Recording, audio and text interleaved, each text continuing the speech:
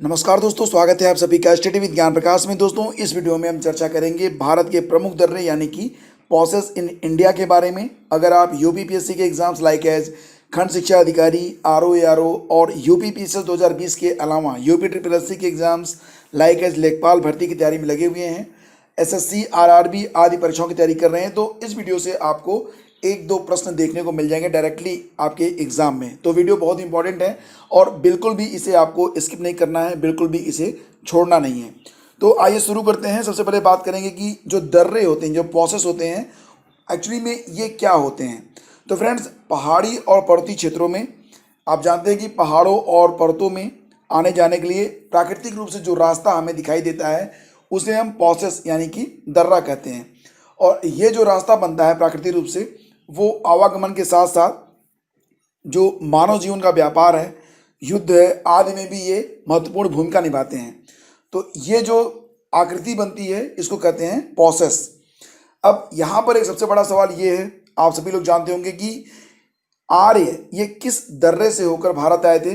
ये क्वेश्चन बहुत बार पूछा गया है और इसका सही जवाब होगा कि जो आर्य थे इन्हें सबसे पहले खैबर दर्रे के बारे में जानकारी मिली थी और इसी खैबर दर्रे से होकर ये इंडिया में यानी कि भारत में आए थे।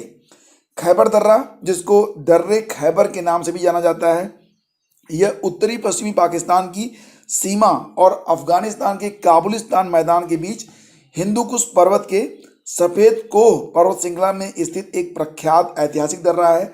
और ये दर्रा जो है वो लगभग 50 किलोमीटर लंबा है। हालांकि ये बहुत चौड़ा नहीं है, लंबाई इसकी लगभग 50 किलोमीटर है, लेकिन इसकी जो चौड़ाई है वो कहीं कहीं पर तो मात्र ये 10 फुट चौड़ा है। और ये जो बहुत ही सकरा मार्ग है वो 600 से 1000 फुट की ऊंचाई पर बहुत ही बल खाता हुआ यानी कि बृहदाकार पर्वतों के बीच खोसा जाता है। और इसी दर्रे के जरिए भारतीय उपमहाद्वीप और मध्य एशिया के बीच आया जाया जा सकता है। और ये जो खैबर दर्रा है इसने भारतीय इतिहास में एक अपना महत्वपूर्ण छाप छोड़ा है। यहीं से होकर आर्य भी आए और बहुत सारे जो विदेशी आक्रमणकारी थे वो भी खैबर दर्रे से ही होकर भारत में पहुंचे थे। और फ्रेंड्स, अब आगे बढ़ते हैं, क्वेश्चन नंबर 3 पे आते हैं। क्वेश्चन है कि प्रसिद्ध जवाहर सुरंग के नाम से किस दर्रे को जाना जाता है। तो याद रखिएगा, ये क्वेश्चन बहुत इंपॉर्टेंट है। और जो बनिहाल दर्रा है इसको जवाहर सुरंग, जवाहर टनल के नाम से भी जाना जाता है। तो बनिहाल सुरंग जो है, अगर इसके बारे में बात करें तो ये कहाँ पर स्थित है, तो ये जम्मू और कश्मीर में स्थित है, ये आप जरूर याद रखना। और इसकी जो लंबाई है वो 2.85 किलोमीटर है, लगभग 2.25 किलोमीटर से थोड़ी सी अधिक। और सबसे बड़ी बात कि ये 2 लेन की सुरंग है और इसका जो निर्माण हुआ था वो किया गया था 1954 में। हालांकि उद्घाटन इसका हुआ था 22 दिसंबर सन 1956 को, 1956 में ये जो पॉस है, ये जो सुरंग है वो चालू की गई थी 1956 में। और NH 44 पर अगर आप जाएंगे, नेशनल हाईवे नंबर 44 पर, तो बनिहाल और काजीगुंड के बीच ये कनेक्टेड है। बनिहाल से काजीगुंड को ये कनेक्ट करती है। तो बनिहाल से जब आप जाएंगे काजीगुंड तो आपको इसी टनल यानी कि इसी सुरंग से जाना होगा। जम्मू से श्रीनगर का मार्ग किस दर्रे से होकर जाता है, ये क्वेश्चन भी काफ़ी इंपॉर्टेंट है और कई बार पूछा गया है। जम्मू से श्रीनगर जाने का जो मार्ग है वो बनिहाल दर्रा यानी कि जवाहर टनल से ही होकर जाता है। तो ये आप बिल्कुल याद रखना, इसका सही जवाब है ऑप्शन ए। अब यहाँ पर देखिए पालधार दर्रा, पालधार पास, इसको पालघाट के नाम से भी जानते हैं, दोनों आप याद रखना, पालधार या पालघाट। तो ये जो दर्रा है ये किन 2 राज्यों को जोड़ता है, तो याद रखना कि जो पालघाट दर्रा है ये केरल और तमिलनाडु को जोड़ता है, यानी कि ऑप्शन सी हमारा सही जवाब होगा। बोमडिला दर्रा किस राज्य में स्थित है, याद रखना ये काफ़ी इंपॉर्टेंट है, कई बार पूछा गया है। बोमडिला दर्रा ये स्थित है अरुणाचल प्रदेश में और अरुणाचल प्रदेश से ये किसको जोड़ता है, तिब्बत को जोड़ता है। तिब्बत की राजधानी का नाम है लासा। तो तिब्बत अरुणाचल प्रदेश में लासा यानी कि जो तिब्बत की राजधानी है उसके बीच ये जो पास है वो स्थित है। अरुणाचल प्रदेश से तिब्बत की राजधानी लासा को ये कनेक्ट करता है। और सबसे बड़ी बात यह कि ये विंटर सीजन में यानी कि शीत ऋतु में ये जो पास है बोमडिला दर्रा ये बंद रहता है। कौन सा दर्रा 2006 में भारत और चीन के बीच व्यापार को बढ़ाने के लिए 2006 में खोला गया था। तो जैसा कि आप सभी लोग जानते हैं कि ये दर्रा जो है वो नाथुला दर्रा है। नाथुला दर्रा जो है ये कहाँ पर स्थित है, ये सिक्किम में स्थित है। तो ये आप जरूर याद रखना, क्योंकि कभी कभी ये भी पूछा जाता है कि अमुक दर्रा किस राज्य में स्थित है। तो नाथुला जो है ये सिक्किम में स्थित है। और भारत और चीन के बीच जब युद्ध हुआ था 1962 में, तो उसके बाद इस पास को, इस दर्रे को बंद कर दिया गया था। लेकिन 2006 में जब भारत और चीन के बीच हालात कुछ सामान्य हुए थे, तो इस पास को दोबारा से व्यापार के लिए खोल दिया गया था। और वर्तमान में ये जो पास है वो खुला हुआ है। याद रखना कि 20वीं सदी की शुरुआत में भारत और चीन के होने वाले व्यापार का जो 80% हिस्सा था वो नाथुला पास के जरिए ही होता था। और आपने सुना होगा एक सिल्क मार्ग, जिसको सिल्क रोड कहते थे, रेशम मार्ग, तो उसकी एक शाखा के रूप में भी ये नाथुला दर्रा जो था वो जाना जाता था। अगर बात करेंगे लॉ के बारे में, तो लॉ एक तिब्बती भाषा का शब्द है जिसका मतलब होता है पास यानी कि दर्रा। पीपली घाट दर्रा किस पर्वतीय भाग में स्थित है? तो दोस्तों पीपली घाट दर्रा याद रखना कि ये पीपली घाट दर्रा जो है वो अरावली के पर्वतीय भाग में स्थित है। अरावली पर्वत श्रृंखला को दुनिया की सबसे प्राचीन पर्वत श्रृंखला में जाना जाता है। और इसकी जो कुल लंबाई है वो लगभग 800 किलोमीटर है। और ये जो है गुजरात से शुरू होती है और नई दिल्ली तक जाती है। गुजरात से लेकर नई दिल्ली तक है अरावली की पर्वत श्रृंखला। तो ये आप जरूर याद रखना, ठीक है, ये काफ़ी इंपॉर्टेंट है। और पीपली घाट दर्रा जो ये अरावली पर्वत श्रेणी में ही स्थित है। जोजिला दर्रा किस राज्य में स्थित है? ये क्वेश्चन भी काफ़ी इंपॉर्टेंट है। जोजिला दर्रा जो कि वर्तमान में देखा जाए तो अब लद्दाख में स्थित है। पहले इसका जवाब होता था जम्मू कश्मीर, लेकिन अब इसका जवाब होगा लद्दाख में यह स्थित है। और कारगिल जिले में अगर आप देखेंगे तो कारगिल जिले में यह दर्रा जो है वो स्थित है। और ये लद्दाख को कश्मीर से जोड़ने वाला दर्रा है, ठीक है, लद्दाख को ये कश्मीर से जोड़ता है। तो ये जो आप जरूर याद रखना कि लद्दाख और कश्मीर को कनेक्ट करने वाला जो पॉस है उसका नाम है जोजिला पॉस, ठीक है। तो ये आप बिल्कुल याद रखेंगे। कारगिल जिले में स्थित है दर्रा कश्मीर घाटी को पश्चिम में द्रास और सुरु घाटी से जोड़ता है। द्रास और सुरु घाटी, ठीक है। चलिए आगे बढ़ते हैं। किस दर्रे से होकर तीर्थयात्री मानसरोवर झील के दर्शन हेतु जाते हैं? तो किस दर्रे से होकर तीर्थयात्री मानसरोवर झील के दर्शन के लिए जाते हैं?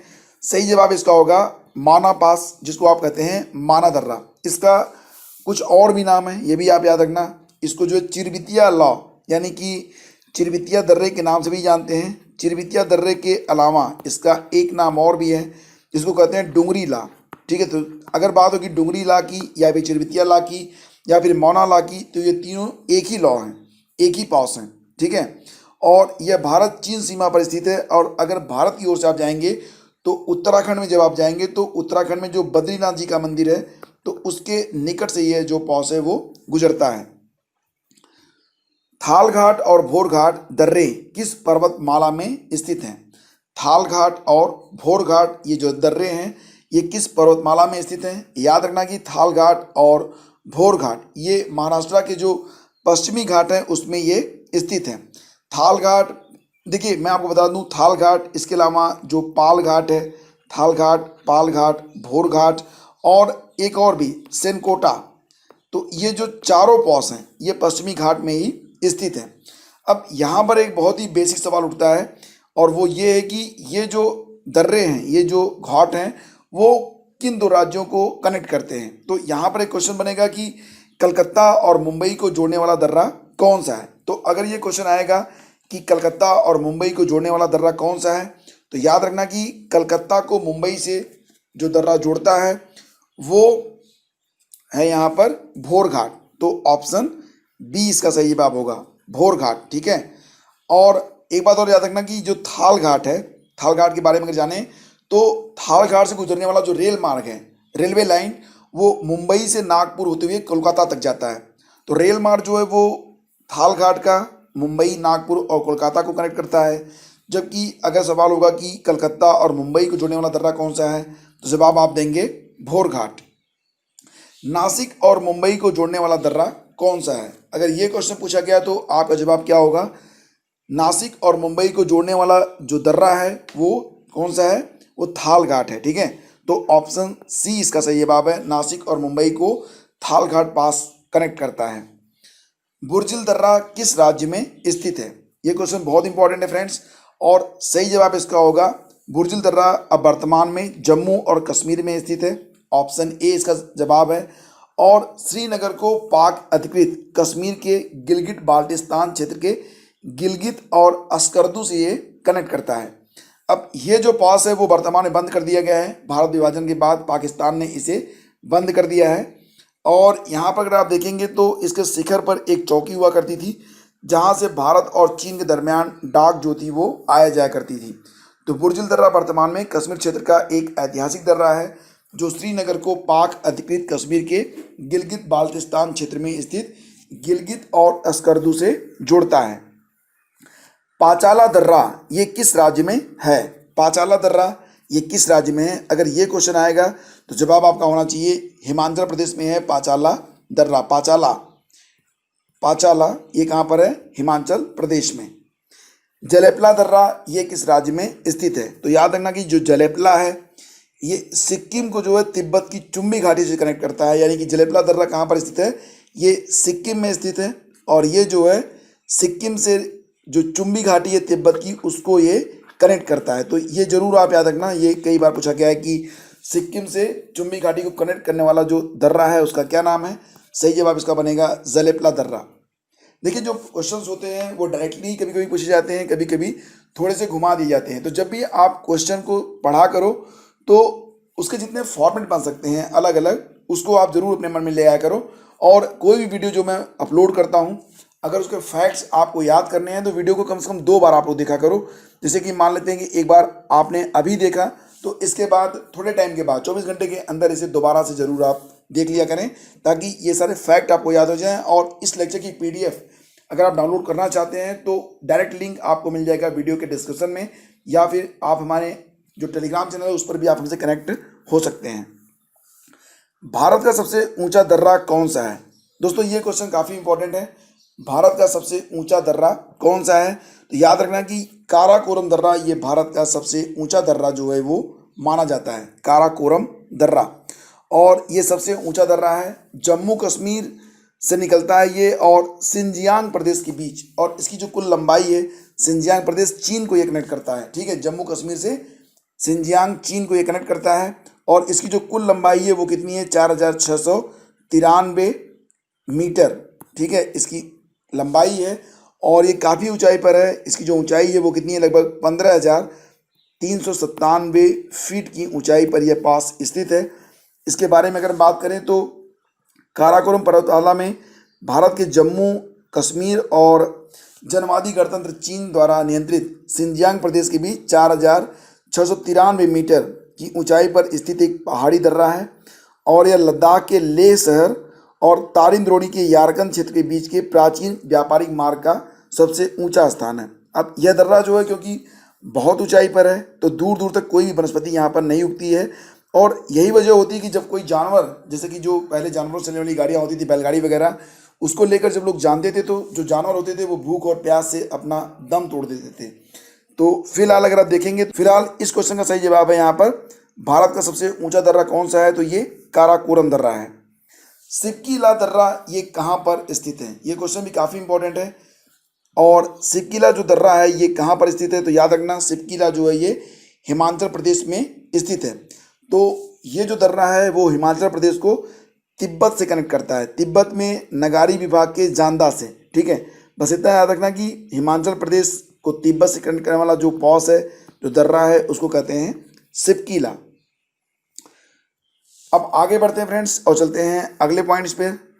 ऑफिल दर्रा किन 2 देशों को जोड़ता है? ऑफिल दर्रा, तो देखिए जो ऑफिल दर्रा है, अगर इसके बारे में बात करें तो ऑफिल दर्रा काराकोरम श्रेणी में K2 के उत्तर में लगभग 5306 मीटर की ऊंचाई पर है। और यह दर्रा जो है वह लद्दाख को चीन के सिंजियांग प्रांत से जोड़ता है। तो लद्दाख ये भारत में है और चीन को, यानी कि यहाँ पर जो सही जवाब होगा वो भारत और चीन होगा।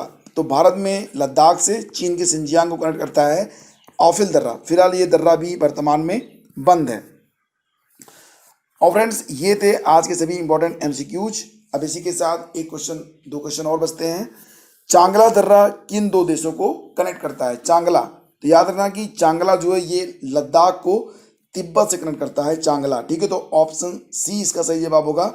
और ये है आज की वीडियो का अंतिम प्रश्न, दिहांग दर्रा ये किस राज्य में स्थित है? अगर ये क्वेश्चन पूछा गया तो याद रखना कि जो दिहांग दर्रा है वो अरुणाचल प्रदेश को कनेक्ट करता है, किससे?